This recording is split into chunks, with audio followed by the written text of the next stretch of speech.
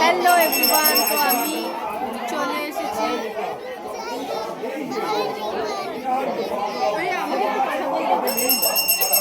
তো আমরা চলে এসেছি, মানে হ্যাঁ আমিও চলে এসেছি একটা পুজোতে, অন্নপূর্ণা পুজো।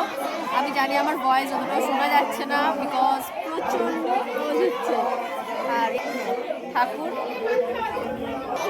দেখলে তোমরা, ঠাকুর আর এই পাগলিটা, পাগলি পাগলি। সো আমি তোমাদের বলেই দিলাম, আমি গেছিলাম অন্নপূর্ণা পুজোতে। তো এতটাই লোকেশনটা দূরে ছিল যে অনেকক্ষণ ধরে আমি গাড়িতে যাবার পরে আমার মানে হাতে পায়ে মানে কি বলবো, এত পরিমাণ যন্ত্রণা করছিল যে বলার নয়। বাড়ি এসে আমি আর দাঁড়ানোর মতন ক্ষমতায় আমি ছিলাম না।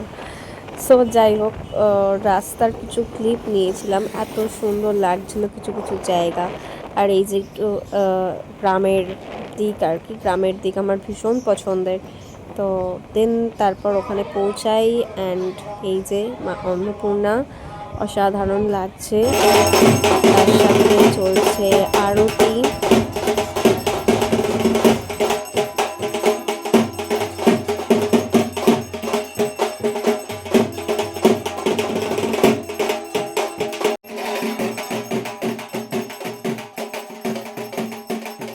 কি যে অসাধারণ লাগছে মায়ের মুখটা, সে তো আর বলে বোঝানোর মতো নয়, তোমরা তো সেটা দেখতেই পাচ্ছ।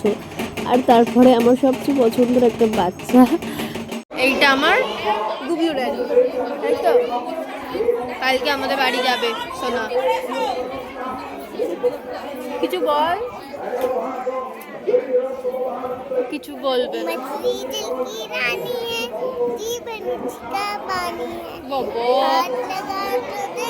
হাতে কি করেছিস রে?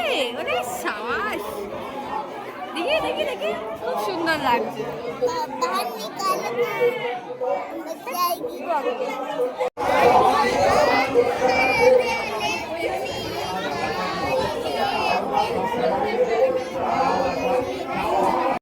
আমরা এখন বসে আছি, বলো।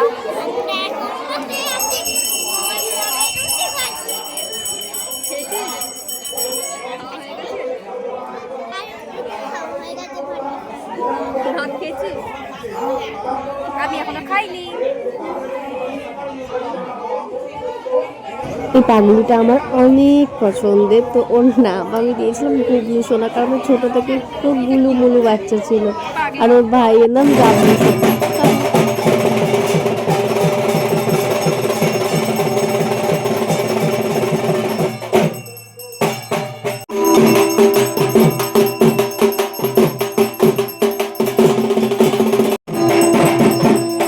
তারপর আমরা খাওয়া দাওয়া করে বেরিয়ে পড়েছিলাম বাড়ির উদ্দেশ্যে।